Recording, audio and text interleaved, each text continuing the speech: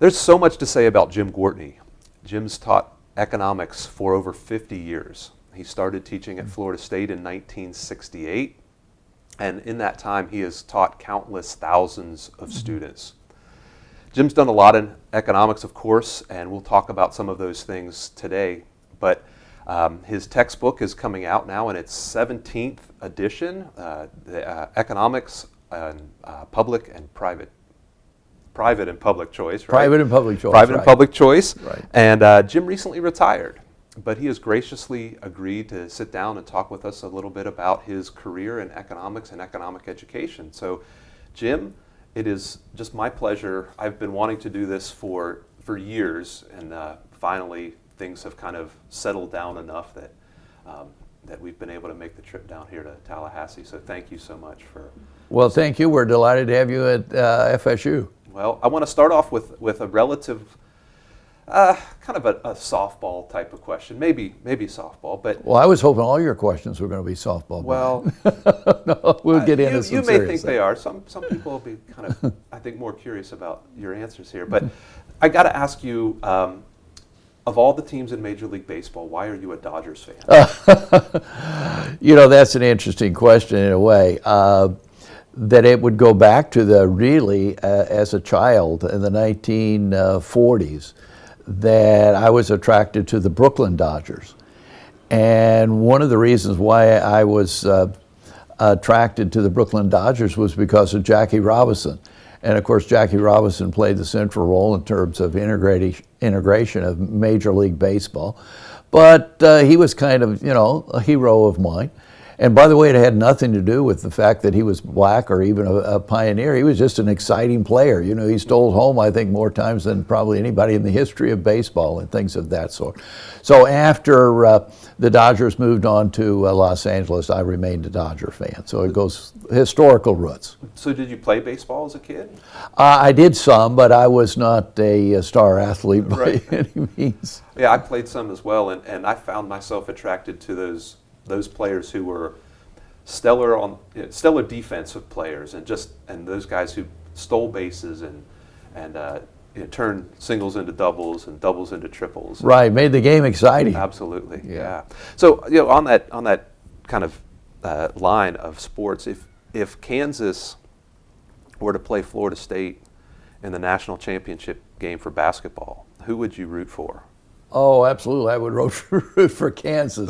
Maybe I shouldn't make this public because, after all, FSU for many years signed my payroll checks. Right. But I was a big Kansas basketball fan. Now, on the other hand, if Kansas was to play FSU in football, I would definitely root for FSU. Well, but you got a better chance of Florida State winning that. That's right. So maybe that means I'm more or less with the winner, because I would expect typically Kansas would win in basketball and Florida State would win in football. You've been teaching a long time in a career for that length of time. Is there anything that you would say from the beginning of your career till now that has changed dramatically?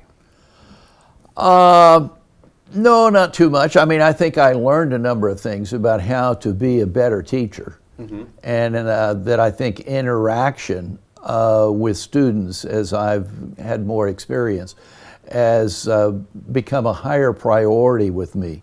Whereas when I was, just starting out, I guess I was kind of the view, well, the students are waiting breathlessly to hear what it is that their professor has to say. And with experience, you learn that that's not so much the case. Right.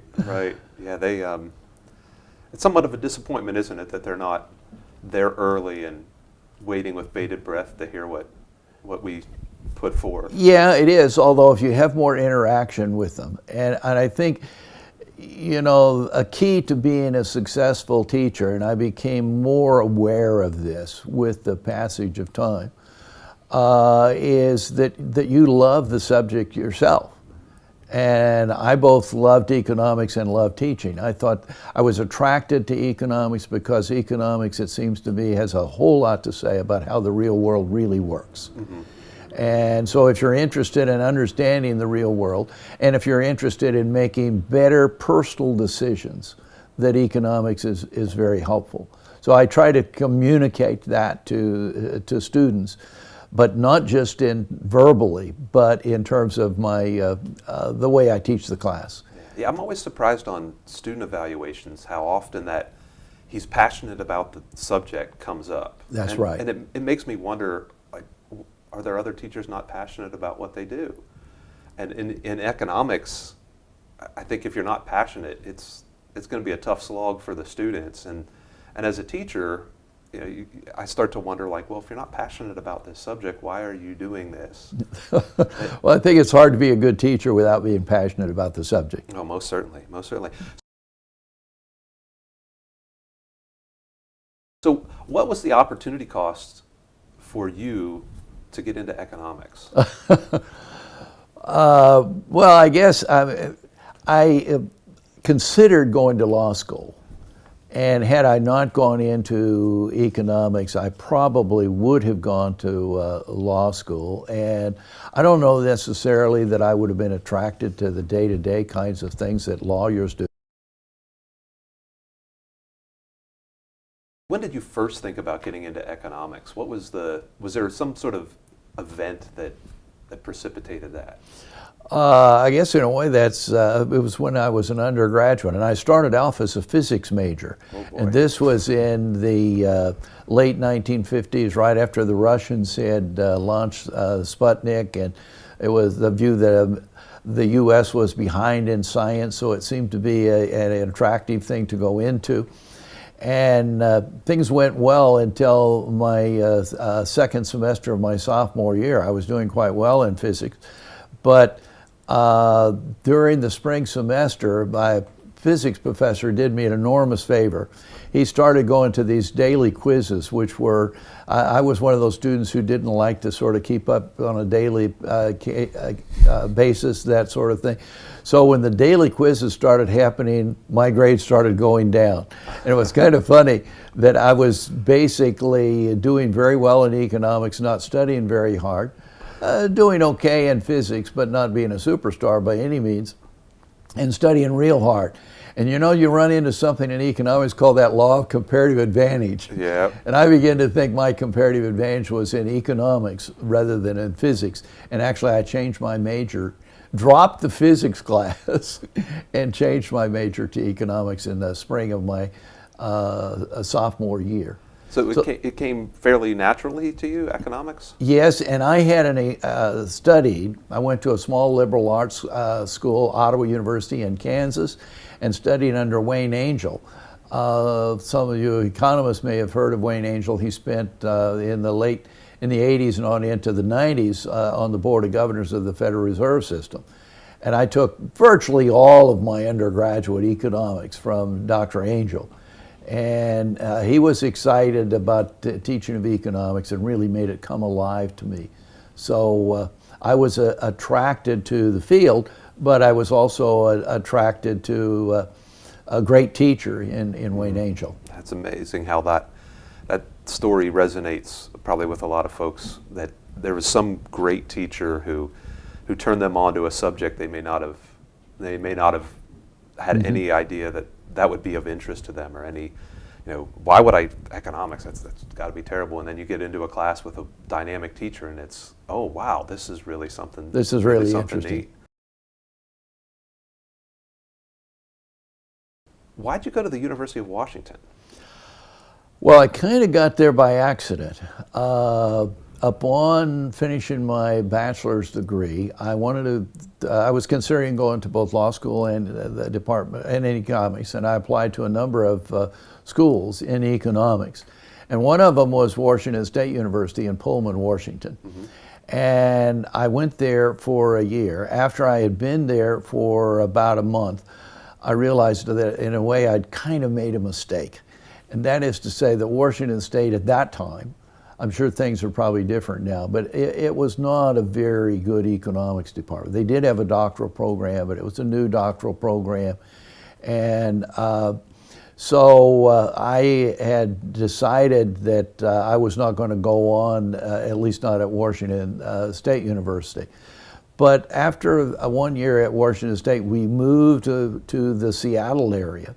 And as we moved to the Seattle area, I found out about the University of Washington, attended a seminar taught by Donald Gordon, who was a professor of economics at the University of Washington at the time, and asked a number of questions about the program there, and decided that's exactly the kind of program I was looking for. And the University of Washington in the 1960s was a very exciting place. Okay. Of course, Doug North was there at the time, who went on to win the Nobel Prize. Walter Oy, who I didn't realize at the time I would have a great deal in common with, but he was a young professor at that time from out of the University of Chicago and blind. Oh, really? And so I took microeconomics from a blind professor, and Charlie Thibault was there. Thibault was sort of decentralized grouping together of within governmental units to obtain more efficiency, and a number of young professors from the University of Chicago. And so it was a very interesting place to be. What was the influence of Rick Stroop on your time at Washington, and then and afterwards? Well, of course, Rick and I were initially met each other as graduate students at the University of Washington, and offices were assigned, and we were assigned to the same office. So we were office mates right from the beginning, and we became very good friends. Our families became good friends. And when you had spare time between classes and things of that sort, we would talk economics. So basically in graduate school was all about thinking and talking about economics. And then through the years, Rick and I maintained a close relationship, even before we got working together on the textbook project. And so he was just a very thoughtful kind of economist. He had actually spent a year at MIT before he came to the University of Washington. So I was interested at the time about what it was like to take courses from Paul Samuelson. Yeah. So I mean, I've found there are people that have sort of, almost by accident, have just been part of my career. We've just sort of paralleled careers, and it's just having someone who's kind of gone through all the trials of graduate school and getting that first job, and having those how's this working for you, and how having those people to bounce things off of over a long period of time in my career has been incredibly helpful and profitable. And I imagine having someone like that in your career as well for that length of time was just Rick would so have been valuable. that person. Yeah. Yes. Yeah. At what point did you think that you would want to be in front of a classroom? Well, when I was in graduate school at the University of Washington is where I really decided I wanted to teach. Okay. I was passionate not only about economics, but also about teaching of economics. And a real key event was when Jim Buchanan came to the University of Washington and spent virtually a week there. One of his former students, Tom Borcherding, was on the faculty at the University of Washington. He arranged for him to come up. And so he gave a series of lectures about this stuff that I had only recently obtained some familiarity with, called public choice. Uh-huh. And that seemed to me to be a really missing link in economics. And even while I was a graduate student at the University of Washington, the thought had crossed my mind that I wanted to not only teach economics, but I wanted to integrate public choice into the principles of economics class. And I really, if you're going to integrate it into not only your class, but have others integrated in, you need to do a textbook. So that was sort of the attraction to both teaching and thinking about doing a textbook that would bring public choice into the principles of economics class. So if you're, let's say you're back in your bedroom in Kansas, you're 15, 16 years old, and you're putting posters up on the wall of economists, people who you were looking up to or who had a big influence on your life, who would be on those posters? I mean, Brian, let's be serious. When I was 15 years old, Well, there wouldn't yeah, have been right. any economist posters on my wall. It would have been Kansas basketball players, including Okay. Wilt Chamberlain. Oh, sure, yeah. That Wilt Chamberlain came to KU my junior year, I guess, in high school. In fact, I was fortunate enough to attend the very first basketball game played in Allen Fieldhouse. Oh, really? In which Wilt Chamberlain, it was also his first basketball game as a varsity member of the Kansas Jayhawkers. Because he couldn't play as a freshman, right? That's Back right. then? In fact, that was an interesting point. I mean, we're getting astray from economics here, but the freshman team at Kansas that year, they always had a game between the freshmen and the varsity. And the freshmen beat the varsity the year that Wilt Chamberlain was a freshman. And they had a couple of other players that were pretty good as well. And that varsity team went on to win what at that time was the Big 8 championship. Oh, wow. So, but in any case, it would have been somewhat later when I would have been thinking about putting, maybe not posters on my wall, but basically the idea of an economist that you really looked up to. And unambiguously, in the early part of my studies in economics, it would have been Milton Friedman. Okay. Milton Friedman wrote Capitalism and Freedom in 1962. And that book exerted a lot of impact on me personally.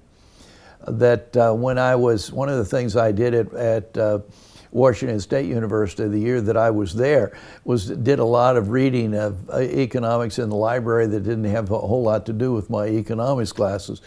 But I would have read a lot of Milton Friedman's work at that particular time, and then Capitalism and Freedom came out.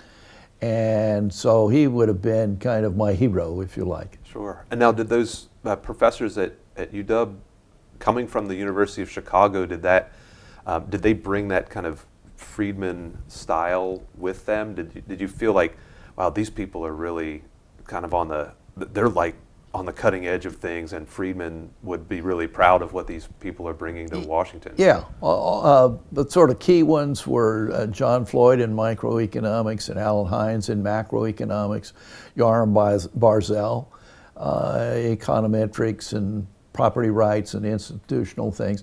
And yeah, they've they were great teachers. Walter Roy, I mentioned, who was a bit earlier, but also had studied at the University of Chicago. So, but they were also hard. The University of Chicago correctly had the reputation of being a very difficult program. And so there was good news and bad news about that at the University of Washington. The good news was you were getting cutting edge material, but the bad news was passing the exams was difficult. So Friedman obviously was a big influence on you. You mentioned Jim Buchanan a little bit earlier. What were your interactions with him like? How was he? How was he to deal with? How was he? What kind of influence did he have? I mean, if you're writing about public choice, you've got to, you probably have to have had discussions with Professor Buchanan. Well, certainly the lectures he gave at the University of Washington, we had some contact, and like I said, it had sort of impressed me as being a sort of missing link of economics, that unless you knew something about how the political process worked, that in terms of policy prescription, you were in a very poor position to make a judgment. George Stigler used to tell the story about how that if you didn't consider how the public sector worked, that you were a little bit like the judge in the singing contest who, after hearing the first singer sing, immediately declared the second the winner. So I think sometimes we have a tendency to do that. At least some economists have a tendency to do that in economics. So Jim Buchanan exerted his writings exerted a lot of impact on me. I got to know him through Liberty Fund conferences, and of course he most of the time was at either the University of Virginia or Virginia Tech or later George Mason, and so would have attended the Southern Economic Association meetings, which after I got to Florida State I attended, and so would see him at least once or twice a year at those kinds of conferences. And he was a very easy guy to visit with. I know I've heard some people say that you didn't want to make Jim Buchanan mad, but I don't think I ever made him mad. My good friend Randy Holcomb also studied under, was actually a student of Buchanan, and he has some more interesting Jim Buchanan stories than I have. I'm sure. All right, so just kind of shifting gears a little bit here. You've made no secret about losing your sight. And could you talk a little bit about how that happened, or when that happened, and how that affected the way you teach? I have glaucoma, and I started losing my sight during the 1990s. But by the end of the 90s, beginning around 2000, I was very blind, and then by 2006 or 7 was totally blind, not able to even see light and darkness. But the way it impacted my teaching, I was not really sure about how functional I would be as a faculty member.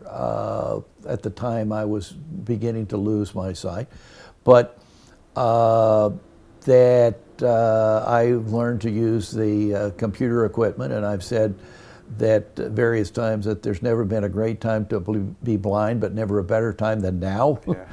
And that's because that with computer equipment, the blind people can more or less read and write and do all the kinds of things that a regular sighted person would be able to do. With regard to the teaching, it caused me to have more interaction with students. That I would became more sensitive to call upon students and ask students to give explanations of various kinds of things. Essentially teach. I taught mostly small classes after losing my sight, and that asked them to teach it like really a seminar, a graduate seminar. So in some ways, my wife said she thought it made me a better speaker and a better teacher because I wasn't constantly trying to follow notes and things of that sort. And when I did use PowerPoint slides, that I would, in classes, would ask students to explain particularly graphic kinds of slides and things of that sort. So they had to be more alert maybe than otherwise might be the case because they were going to be called upon. But when you ask them to explain something or to read something off of the graphic, one of the things you find out pretty quickly is a lot of things, Brian, that you and I would see and other economists, instructors would see right off the bat, students don't see. And so you find those things out when you're asking them to explain things. Yeah, I've always felt like if you have to teach somebody something, you can't hide behind. You just can't hide up there. That was, to me, when I started teaching, that was the thing that really scared me the most. Was now I really have to know what I'm talking about here, because the students are going to tell if I'm just reading things off a note card and I don't know what I'm talking about. And asking a student to come up and try to explain something, they have to, they're not going to be perfect at it. That's fine, but you can tell if they're, if they just have no idea what's going on. They can't even begin to to get the major points. Well, it helps communicated. them to understand it. They'll Exactly. sit back and hear an instructor go through it, and they'll be nodding their heads and say, yes, I've got it. But then you ask them to explain it. And I always ask them to explain it to, assume that your fellow students here really don't know much of anything about this. So explain it in a way that they're going to understand it. And that, as we've learned as instructor, a lot of things that we think we know, that when we get to teaching them and explaining them to somebody who doesn't know anything about it, we find out that sometimes we didn't know as much about it as we thought we did. We have to go back and maybe relearn things or learn them better so that we can communicate them effectively. Exactly. So, you mentioned the idea of PowerPoint slides. I've seen you present to large groups at conferences, and one of the most amazing things to me is when you get up in front of a big group and you are using PowerPoint slides and you seem to know what is going on, what the next slide is, exactly what the graphs look like. You're asking people to advance the slides. How has that skill developed for you over time? Because that is amazing to me. Well, some of it, had to do a lot of PowerPoint slides, have to do with numbers. And I've been pretty good at memorizing numbers. I'm not good at memorizing things as a whole. But in terms of sort of the next slide and that sort of thing, I would have put it together in a logical kind of manner. So it seemed to be kind of, here's the way you'd want to present this. And I don't, might not always get it like, and in fact, sometimes I've made the statement, I don't like to use PowerPoint slides if not necessary, because if you're just speaking without PowerPoint slides, if you sort of left out a key point or a point, that if you're not using PowerPoint slides, people won't know it. But when you're using PowerPoint slides and you sort of skip a slide or go from one slide to one that's 4 or 5 down the ladder, then it becomes easier to identify that you kind of lost a little bit of track of the way you planned on presenting it. But I go over those PowerPoint slides before a presentation, so in a way I'm cheating a little bit. Wow. I think you're preparing for the audience. Exactly. When it comes to teaching, what would you say you do differently than other people in the classroom? Well, I mentioned the interaction. Of course, I think that's something that most all instructors try to do. I also, in teaching, try to identify what a really important thing that is going to be, on people's minds, and spend some time in the class, even if the class might not be entirely focused on that, on dealing with that really key issue. Today, for example, that key issue would be inflation. Sure. And what causes inflation? Why did we experience inflation?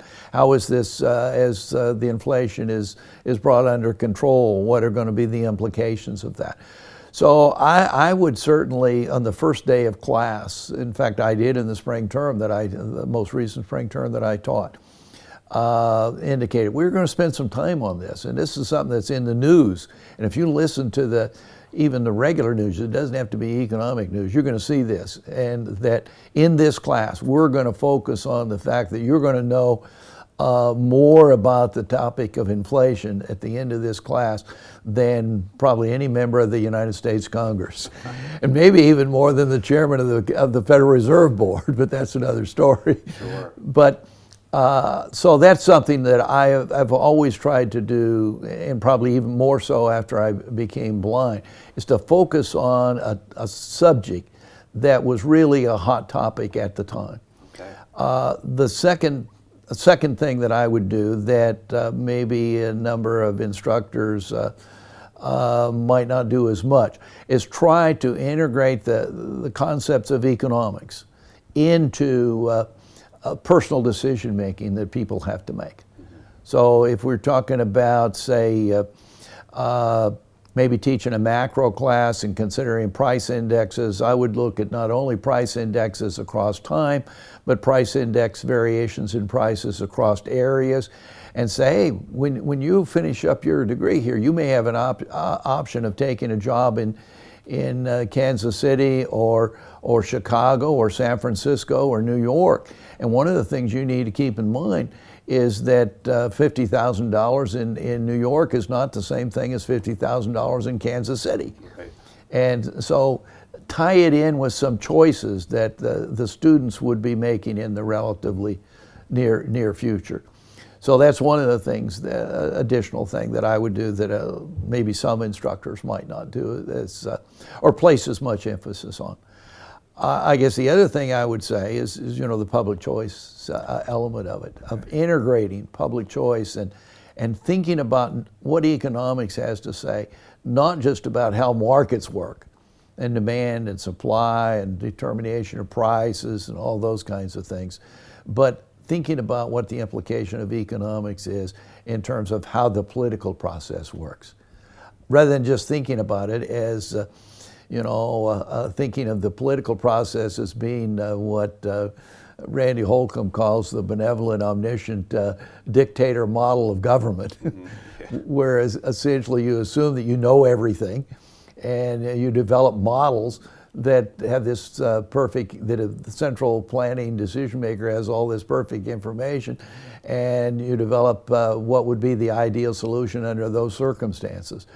I understand why those models have a role, but for me they've always been a secondary emphasis because they have very little to do with how the real world works. Sure. Yeah, and that's, I think, one of the things students come into a class of economics, first of all, they think they're going to learn about the stock market. Yeah. And but then when we start teaching them sort of our basic models, it seems it's easy to lose them because they don't see those models as having real world applications. Mm-hmm. And so I think what you're saying about making these concepts real to them, really, I mean, that has a big impact on students and their desire to go on and to study more about economics, is when they see that this actually impacts my life in some way. So this decision on am I going to buy a house or am I going to rent? Mm-hmm. Something like that.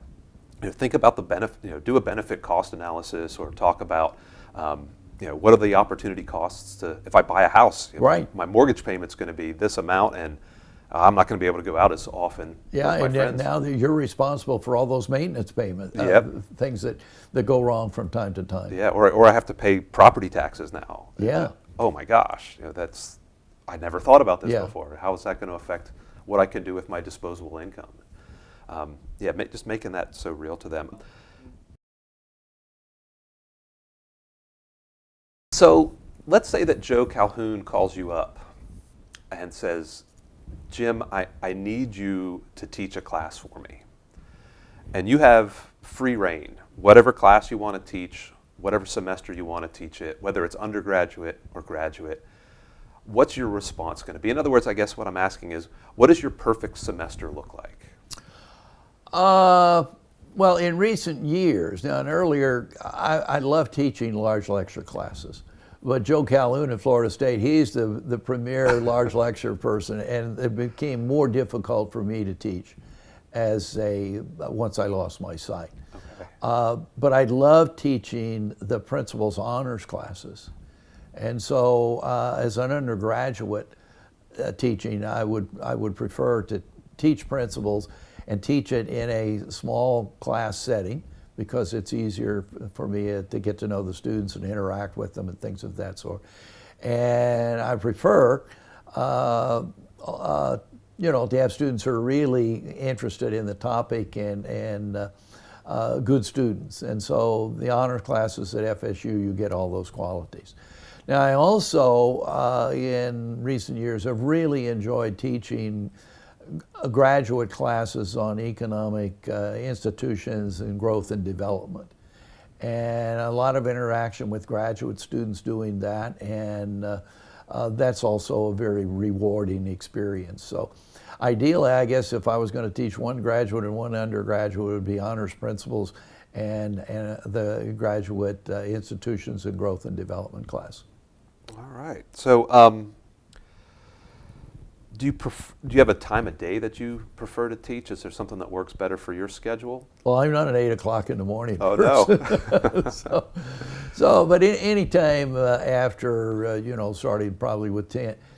And actually FSU students are not morning students. Well, so they're not unlike other universities in that way, I think. I Right. love teaching the 8 o'clock. I would much prefer to, I don't know if it's start it, get it done, or if I just seem to have more energy early in the day, but my department head loves scheduling my classes because she knows that they'll like have to an take. 8 o'clock, they can put an 8 o'clock class and they can slot that in for our econ material. But other than that, it wouldn't make any difference to me between, whether it was late morning or early afternoon or late afternoon or even evening.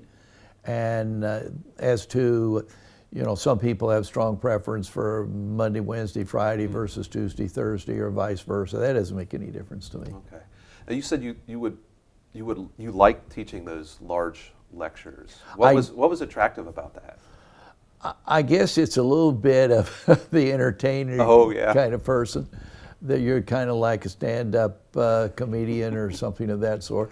Or some of the students think you're a comedian even when you're not telling any jokes. But I enjoyed teaching the large lecture classes. You've been working on this book, The Common Sense Economics, now for quite a while. I know you're wrapping up another edition of that one as well. Right. What was the drive to write that book, and what is in Common Sense Economics that you don't include in the regular textbook? Well, we organized it in such a way as to really make it easy to follow. It's organized in 4 parts of the book, and the first part is the basic concepts of economics. And as I sort of, what are we trying to do with it? Well, we're trying to communicate the most important things in economics to people who've never taken an economics class before and probably will never take another one.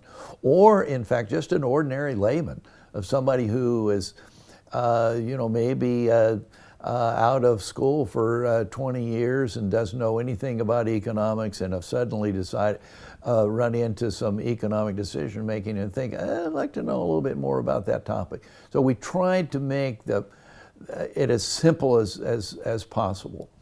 And so the first part is about basic concepts, and we're trying to communicate the things that are really important to people. So the second part is about why it is that some types of institutions and policies result in economic growth and achievement of high income levels. I mean, a question a lot of people have, why is it that some nations grow and prosper and achieve high income levels and others do not?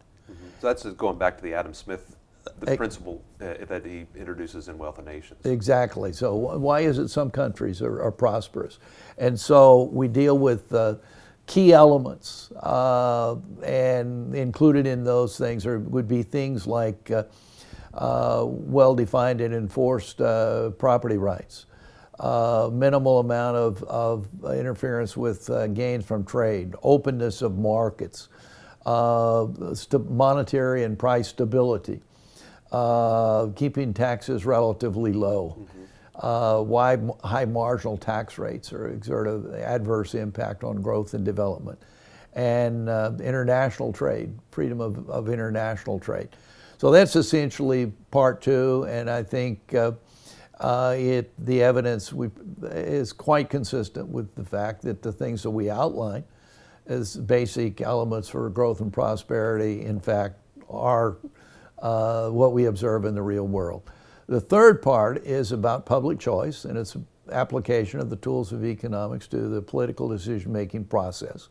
Why the political process, how it differs from the market process, and why it sometimes results in counterproductive economic activities. That there's such a thing as government failure as well as market failure. The idea, of course, economists talk about market failure, and what they mean by that is is a reason why, such as say externalities or non-competitive markets, why you would expect that markets will result in economic inefficiency.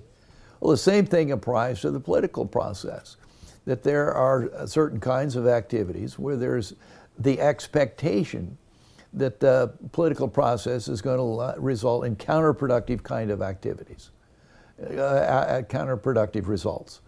And those would include the power of special interests. They would include myopicness of the political process, what we call the short-sightedness effect, rent-seeking, that when government becomes heavily involved in providing favors to some groups relative to others, that then you'll have resources shifted away from productive activities into trying to obtain more of these favors. And that, of course, the term that we use in economics is rent-seeking. So we cover all that in part 3, and then part 4 is on personal finance, where that economics has a great deal to say about things that are important for personal success and getting the most out of the income that you have, and making career choices where you're not only related to earnings, which are maybe important, but also career choices in terms of discovering what it is that you're good at and what it is that you really enjoy. And of course, in personal finance also involves investment decisions. So we cover all those things in part 4. So we think common sense economics covers what virtually everybody needs to know and would help them make better choices, both as in their terms of their personal decision making, as well as in their decision making that relates to the political process. So, if money is no object, and of course, it's it is entirely hypothetical question right. here, but how would you change the way we teach economics to the layman, or to those kids who are going to take, or those students who are taking one econ class? Is there something that you would look across all of econ ed and say, we're doing this right or we're doing this wrong, and how would you make improvements to that? Well, other than to say, assign everybody common sense economics. That's right. Everybody should read Common Sense Economics. Well, I don't know. In a way, that's kind of a central planning type of question. Well, you got me there. My view would be that I don't know that there's any reason to expect that me or anybody else is going to know a great deal about how we ought to ideally communicate economics, not only to our students, but to a broader set of laymen. But I do think, I guess the only thing that I would share is what works for me. And what works for me is to make it relevant, to enhance, to make it interesting in the sense of helping the reader, if we were talking about a book, or a student, if we were talking about a class, that they're going to say, this is helping me understand the world in which I live in. I think that needs to be central if they're really going to be interested in what we have to say. I guess the other point I would make, which I haven't touched on, which I think I feel very strongly about, is in our teaching and writings and research, the scientific method is very important. And this is something that Milton Friedman, in the interaction that I've had with Milton Friedman more in recent years before his death, that the test of a theory is whether, ability to predict. Is the real world consistent with the theory? And we need to constantly be thinking about testing of our theories. And sometimes in economics, of course, things change for reasons other than the things we may have in our model, and that may cause us make one model a little, at least need to make some modifications to it.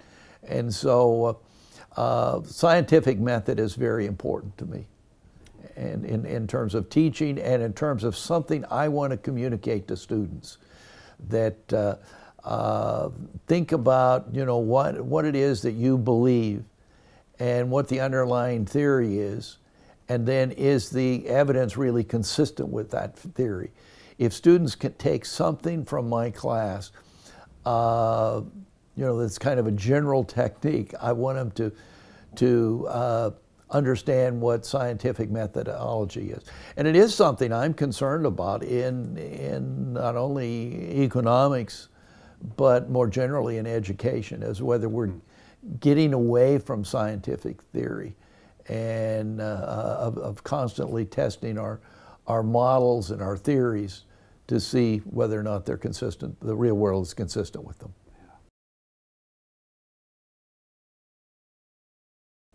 Well, let's take kind of a little deviation here, and I just want to get some quick thoughts. I don't know if you've heard Tyler Cowen ever conduct an interview or on his podcast. He'll have a little segment he calls Overrated or Underrated, and I had Tyler in graduate school, so I don't feel terrible about stealing that idea from him, sharing ideas. Well, I'm sure Tyler wouldn't feel bad about you. Well, I certainly hope not. So I'm just going to kind of throw out a couple of ideas and like to get your opinion whether they're overrated or underrated, and we'll toss we'll go back to the softball question here. So what do you think about public choice? Is it overrated by the discipline or underrated by underrated? Yeah, I figured big time. You'd say that, yeah. Right.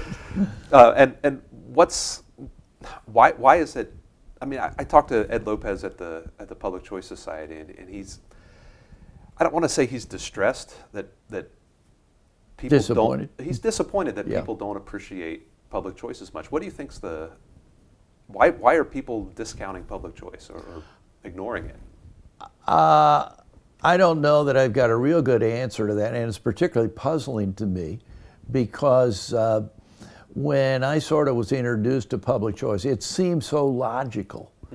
It seems so logical that, hey, we need to know something about how the political process works as well as how the market process works before we're going to be in a position to sort of judge what kind of policy options or institutional arrangements might make sense.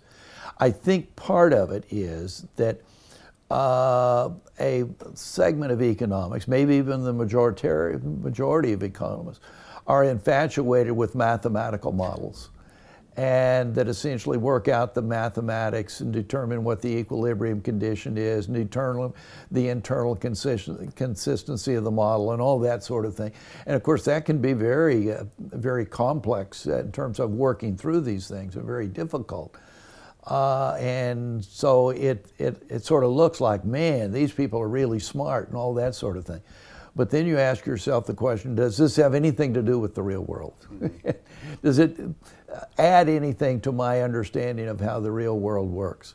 And so I think this infatuation with complex models, and often abstract models that have little to do with the real world, and that frankly the elite schools, let's say the top 15 schools in the country, and not only in economics but more generally, that seems to be the direction that they have gone.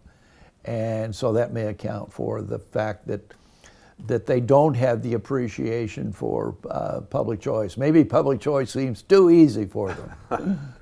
Well, that's a shame. And what about advanced placement? Advanced placement tests and the sort of, I've got high school age children who are in the midst of taking high school advanced placement courses. And do you think those are overrated for students or underrated? I think they're overrated. I've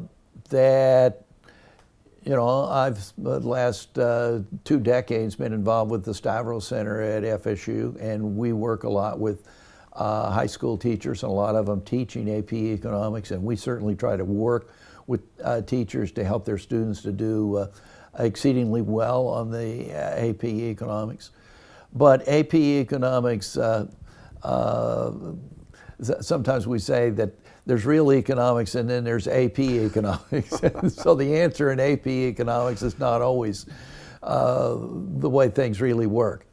And certainly a shortcoming of AP Economics is AP Economics has nothing to, the public choice is there's never been AP Economics exam question that has to do with public choice or anything about understanding how the political process works. So that's a major deficiency of AP Economics. And I sometimes have students who've actually taken AP Economics, maybe taken the macro and end up taking a micro at the college level from me, or vice versa. And a number, almost without exception, that they will say, wow, that in terms of the thought process and really understanding the concepts, that this course was so much better than what my AP Economics class was. So I think there's some of that as well, that you understand mechanics and can give answers to various kinds of mechanical questions, but you really don't understand the underlying concept. Right. So I think AP, if your daughter is taking a AP Economics, tell her to find a good economics course at the college she goes to and maybe take it as well.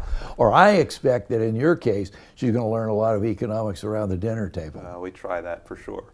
What about office hours? Do you think students overrate or underrate office hours?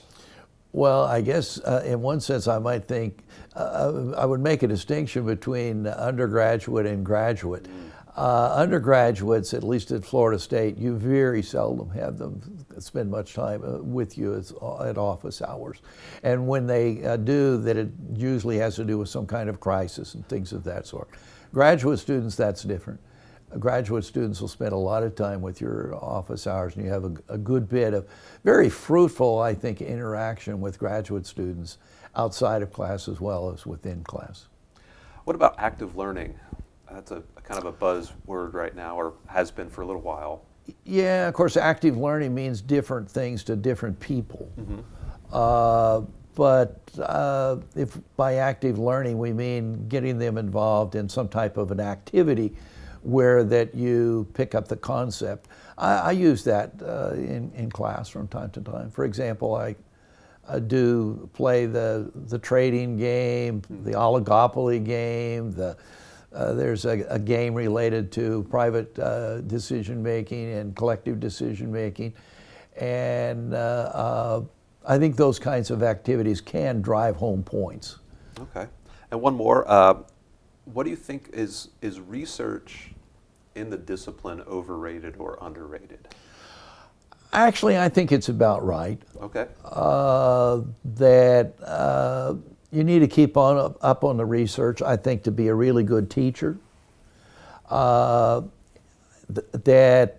I do think that you can learn a lot that will help you become a better economist, being involved in research. I think I've learned some things in my research projects that I think spilled over to both make me a better economist than otherwise would be the case, and to make me a better teacher than otherwise would be the case. So I think research is probably has about the emphasis it should have. So kind of in that vein, what do you think is the most important paper you've ever written?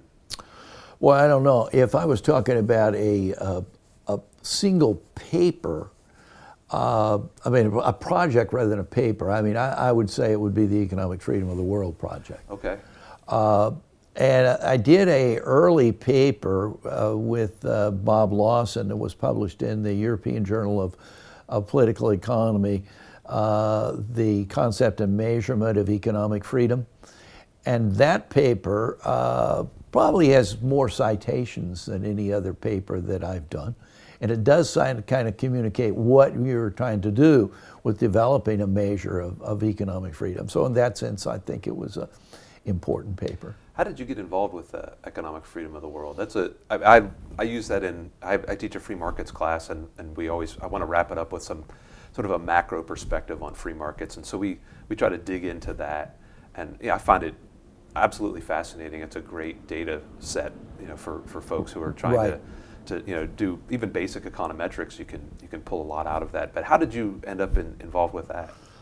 Well, that is, I think, kind of an amusing story. that this was in my first involvement was in the 1988, and I got a letter inviting me to a Liberty Fund conference, and I knew what Liberty Fund conferences were. They were relatively small, typically 15 people, that had a lot of interaction. You spent about 3 days together, and a lot of opportunity to get to know each other. And as I was reading down the letter said that the focus was going to be on developing a measure of economic freedom. And I have to admit that the thought that crossed my mind is this has to be some kind of a harebrained idea. Who in the world could think that you could do as multidimensional as economic freedom is? How would you think you would develop a measure of it? And so that was sort of paragraphs 1 and 2, if you like. And then on down to the third paragraph, telling a little bit about the logistics of the conference and where it was going to be. And then the letter was signed personally by Milton Friedman. Oh, boy. Well, you know, my thought as I had read paragraphs 1 and 2 was, this is a harebrained idea. I'm not going to waste my time on it. And then I see that it's a personal note from Milton Friedman. And I think, as I had mentioned, Milton Friedman had always been kind of a hero of mine, and I wasn't going to pass up this opportunity. So I immediately followed up my acceptance. So that's how I initially attended this set of conferences that took place between 1986 and 1994, which eventually resulted in the Economic Freedom of the World Project. And I had not been involved in the first couple. So I think this was the third one. And the one I went to, there was a presentation about how you would develop a measure of economic freedom in labor markets. And essentially the author of this paper indicated about 100 different variables that you'd need in order to measure economic freedom in labor markets. And you might have been able, I mean, I knew a little bit about data sources at that particular point, and you might have been able to have gotten maybe a dozen of those variables for a dozen countries, basically the United States, UK, maybe Germany and Sweden, but you wouldn't have been able to get it for very many countries. And over lunch at that meeting, I mentioned Walter Block and I. Walter Block was associated with the Fraser Institute at that time. And we both sort of said, you know, this is not well, we didn't necessarily say this is the approach that we're taking is not very fruitful, but that a more fruitful approach would be to focus on a smaller set of variables which were really indicative of economic freedom that you would actually be able to get the data for. And when we reconvened,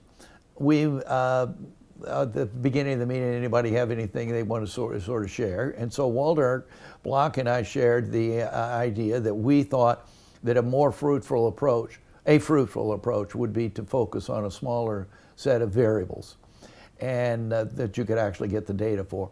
And Milton Friedman said, that's a great idea, and you do it. Oh. And so be careful what advice you offer to people. For. Yeah. Well, at this point, they had already obtained the funding for a conference that would take place about 12 months later. So essentially, our assignment was to develop this kind of measure, at least what we thought, with a smaller set of variables. And I got, Bob Lawson was a graduate student at Florida State at the time, and what any good faculty member would do when you got a whole bunch of numbers you need to grab and look up and obtain for a large number of countries and things of that sort and check out data sources, you get a graduate student involved. Absolutely. So when I got back, I told Bob, I said, Bob, I've got a project that I think is going to tie both of us up for the next 5 years. And Bob laughs and tells his story today, and he says, it didn't tie me up for the next 5 years, it's tied me up for the next 30 years. Yeah. So in any case, that was the beginnings of what essentially became the Economic Freedom of the World, 1975 to 1995, that we put together the data for a smaller set of variables, and of course through time we've continued to expand it.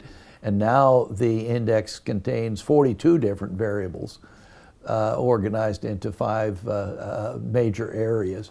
And we think provides a very, at least a decent measure. The motto of the Fraser Institute is, if it matters, measure it. So that was a favorite saying of Mike Walker, and Mike Walker, along with the Friedmans, were hosting this series of conferences to clearly define and develop a measure of economic freedom. So that's kind of my involvement in it. So you've as we've established firmly here, you've taught for a long time, but you have taken a little bit of a break from Tallahassee for a couple of years. Can you talk a little bit about your involvement with the Joint Economic Committee of Congress? Yes, I was involved, was the chief economist for the Joint Economic Committee in 1999 and 2000. Senator Mack, the senator from Florida, Connie Mack, was the chair of the committee at that particular time. And he had actually, he asked, he was a pretty good friend at that point with Wayne Angell, who was on the Federal Reserve, had been on the Federal Reserve Board of Governors, and Senator Mack got to know him quite well, and he asked Wayne who would be a good economist to be on the head up the research side of the Joint Economic Committee. And Wayne recommended me. I met with him. My concern was that I wanted the Joint Economic Committee, if I was going to be the chief economist for it, in terms of the research that we did, that it would actually be research. And so Senator Mack was very cooperative with regard to that. He assured me that yes, that if some of the research that you do comes up with different findings than what might be the viewpoint of the Republican Party, he was a Republican, or what might be even different from mine, he said, we will not interfere with any publication you might want to submit through the committee. And so that gave me the assurance it's the only government job I've ever had. Right. And so I was willing to do it under that circumstances. And it was a useful experience, yes. Did it change your opinion on the way government functions, the way maybe we should look at the functioning of government through the lens of public choice? I guess I was a bit of a skeptic before I went, and I was even more skeptical after having gone.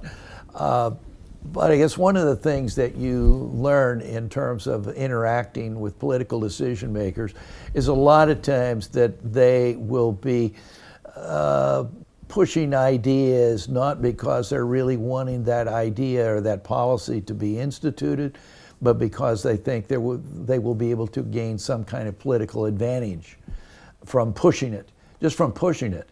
And if it became a situation where, say, it might actually get passed, that then they might want to modify it and think differently about it and things of that sort. So you'll find a lot more of this kind of shadow boxing take place in the political arena, and when you're involved in it, you see it firsthand more so than you do indirectly. So it definitely confirms the idea of these of public officials seeking political advantage for themselves and pursuing their own self-interests. Exactly. Interesting. No question about that. Right, and it'd be surprising if they didn't. I mean, well, if you don't win the election. Shocked. Yeah, absolutely. Again, you've been at Florida State for so long. What can you say about the advantages of being at a particular institution for a long period of time? A lot of us kind of bounce around early on in our careers. What has been the advantage to you of staying in Tallahassee? Well, I guess the big advantage is we really like Tallahassee, but that's, I think, probably not what you're trying to get at. I don't know that there's a big advantage of being in a place for a long period of time. I guess it may give you greater opportunity to mold and shape the program into what you would like it to be.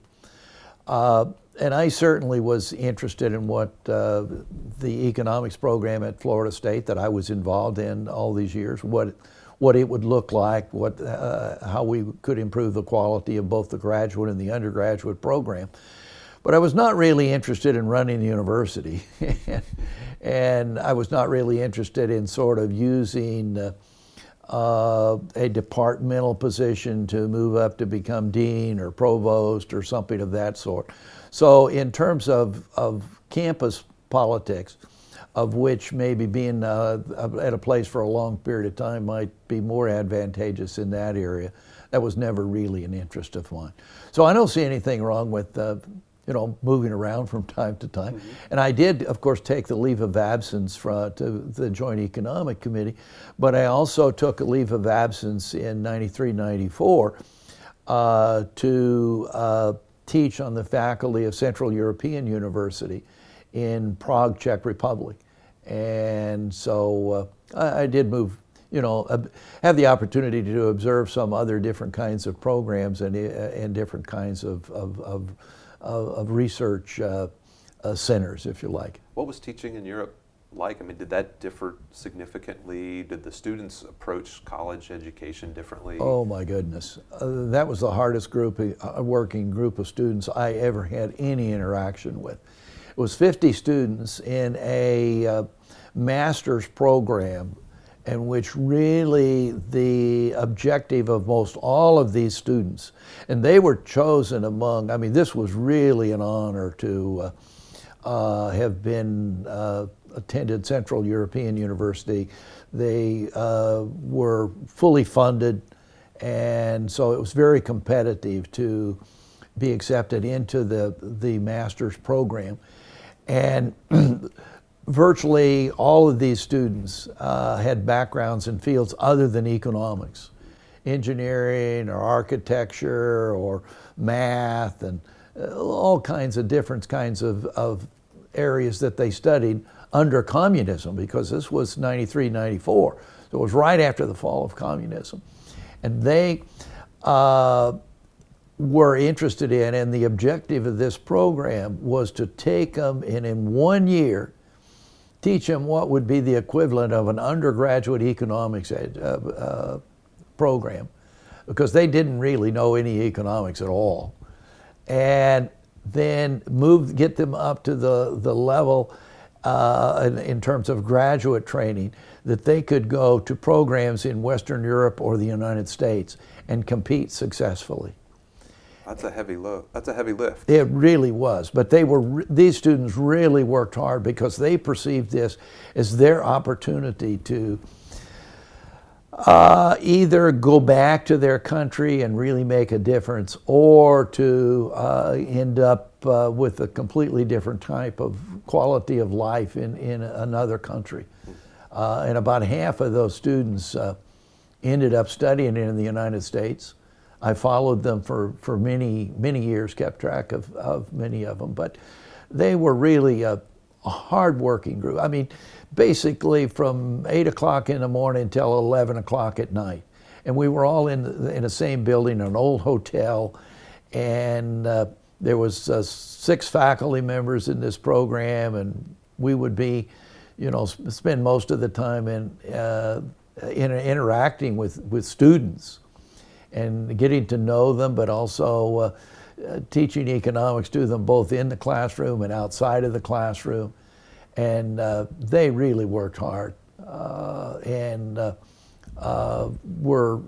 was a refreshing program to be involved in. And plus, you really learned a lot about that part of the world, and Sure. I continued to have an interest in it.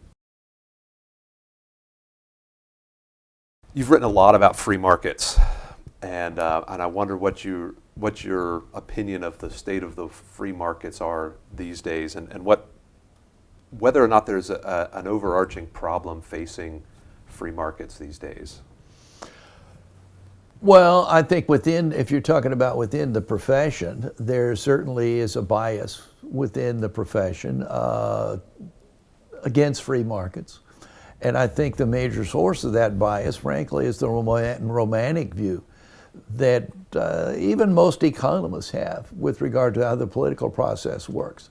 That they sort of perceive of themselves, many economists perceive of themselves as being a central planner, providing the advice to political decision makers who are waiting breathlessly to get their advice and interested in instituting it. And so they perceive that their view is to work out these idealized solutions. And that I think that means that to a large degree that comparisons are made between the real world of markets, which certainly have some deficiencies. If non-competitive markets, absence of competition means that demand and supply doesn't obtain the ideal kinds of conditions that we stress in economics. If you have externalities, and of course, you know, economists know all these things about externalities, public goods, cases where there's reason to expect that markets will not obtain these ideal kinds of solutions. And then the third thing that we do, I mean, I sometimes talk about, you know, we do three things, and most economists do three things in economics. One is to explain how idealized markets might work. B, explain why that they might have shortcomings. And C, explain what would be the solutions, idealized solutions to these shortcomings, and that's the end of your economics class.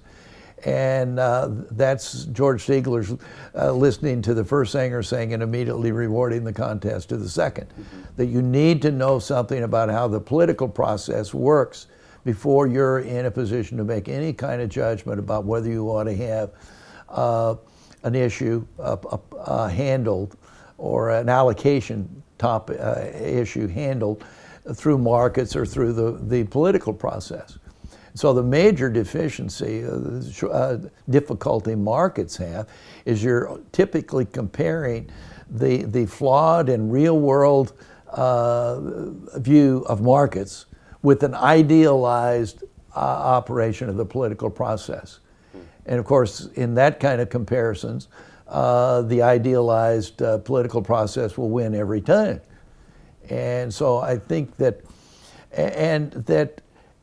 frankly, the elite schools have a stronger bias along these lines than people teaching at places like Florida State or liberal arts schools throughout the country and things of that sort. So the bias in terms of the major journals, the AER and the major journals published by, let's say, Harvard and the QJE and the MIT, the Review of Economics and Statistics, is even stronger of this sort of benevolent, omniscient dictator model of what economists ought to be doing and what their research is all about.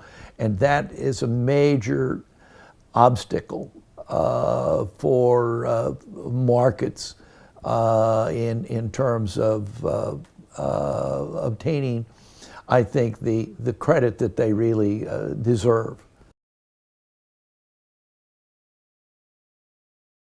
So one of the other parts of the economic freedom of the world involves trade policy. What's your perspective on current U.S. trade policy? I think it's well off track, and both the Trump administration and the Biden administrations deserve credit for getting it off track and keeping it off track. That the Trump administration tried in trade policy with other kinds of objectives of attempting, rather than just thinking about, hey, does trade policy make both parties better off? Are we better off and our trading partners better off? And thinking about that element of trade policy, to thinking about, can we use trade policy to influence foreign policy choices of other countries? And so that we attempted to put on trade restrictions against China because of the fact that we perceive China to be a foreign policy kind of threat. And so we use tariffs to try to alter their behavior. But then we got into where we're using tariffs on, say, lumber and energy imports from Canada to try and bully Canada into doing things that we thought they ought to be doing, or to adopting policies in areas outside of trade that we wanted to adopt. And while the Biden administration rejected most everything of the Trump administration had done before, except this one area where, in my judgment, the economic policies of the Trump administration were the worst, the Biden administration basically said, yeah, we'll keep those. Right, yeah, the one thing, like, okay, if you're going to dump everything else, dump this one too, because from our perspective, it seems like the trade is... I do think that we've sort of had a shift away from thinking about, does trade result in mutual gains and both parties being better off and that sort of thing, to, in the political arena, thinking about, can trade policy be used to accomplish foreign policy objectives or other objectives that a government might be interested in accomplishing. And so we've essentially sacrificed the gains of trade.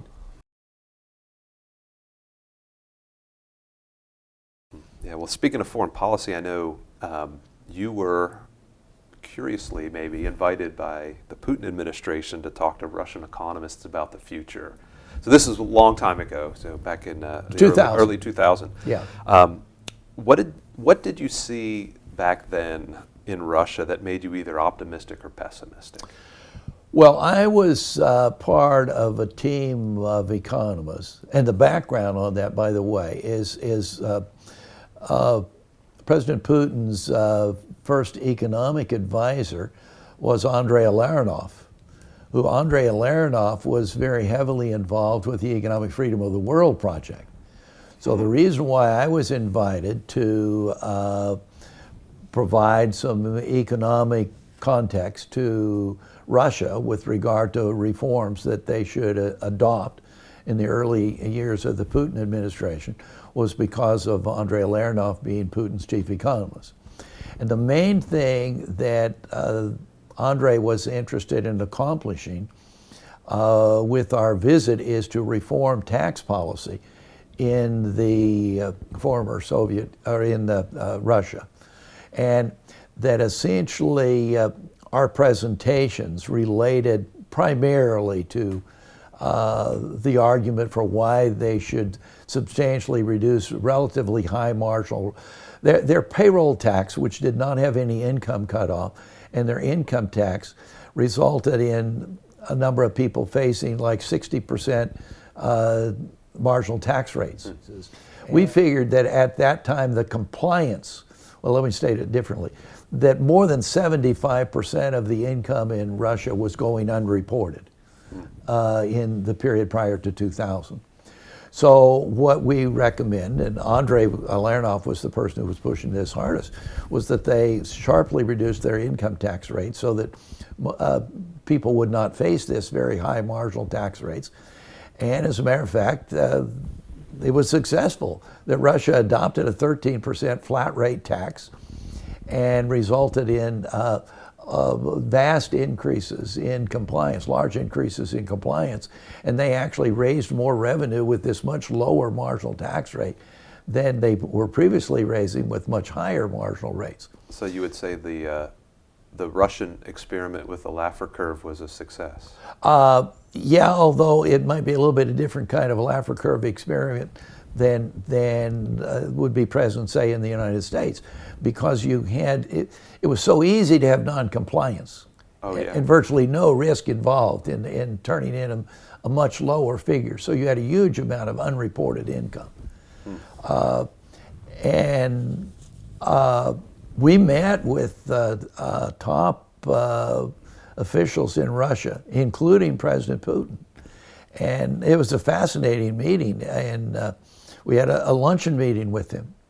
And Arnold Harburger was part of the team. A couple of economists from Peru were also involved in this team because Peru had had a series of economic reforms at that period of time.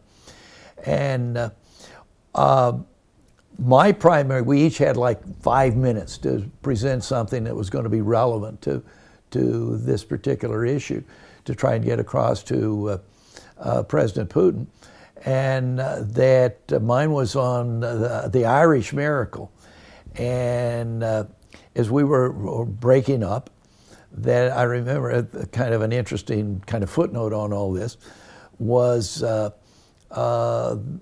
we're about 5 of us standing around talking with President Putin in English, and that I made the statement that I thought that maybe 10 years from now, this was 2000, so that would have been 2010, that we would be meeting and President Putin would be running for a 3rd term, and that we'd be talking about the Russian miracle. And he, in English, said, no, there will be no 3rd term, that 2 terms is enough. And it kind of struck me. Now, I don't know whether he said that because he thought that might be what an American would like to hear, Right. or whether he said that because he really believed it. Clearly, he changed his mind through the years. And Andre was chief economist for President Putin for about 2.5 years, and then that kind of blew up, and he had a breakup with President Putin. So you were at the time you would call yourself an optimist in 2000, but absolutely, I would have been optimistic about the potential for Russia, and actually, had they in fact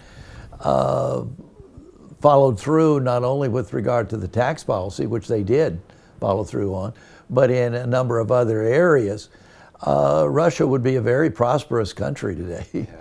I have no doubt about that. But again, it was involved in terms of how the political process really works. And one way the political process works in most any country is when a political leader has a lot of power, they're going to be reluctant to give it up. And that proved to be no exception in Russia with regard to President Putin. Yeah.